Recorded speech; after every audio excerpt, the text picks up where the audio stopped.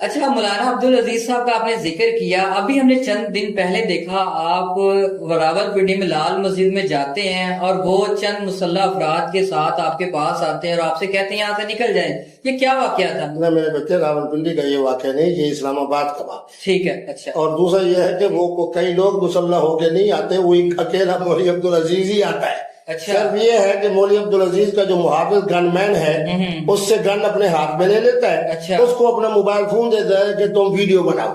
ٹھیک ہے، یعنی یہ خیر اخلاقی طور پر دیکھا جائے کہ لوگ مجھے خود کہہ رہے ہیں کہ اس کو مولوی کہنا بھی مولویت کی توہین ہے، انسان کہنا بھی انسانیت کی توہین ہے۔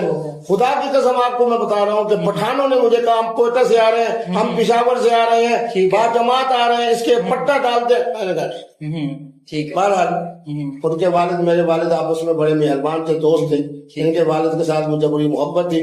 یہ کام نہیں کرنا، میری قبلہ والدہ صاحب نے بھی روک دیا کہ یہ آپ کا چھوٹا بھائی ہے، یہ جو کچھ کرے بدتمیزی اس کا مقدر، آپ نے سکون سے رہنا ہے۔ اچھا کبھی صاحب، آپ کی ایک ویڈیو وائرل ہوتی ہے، کلب کے اندر آپ ایک لڑکی کے ساتھ ڈانس کر رہے ہیں،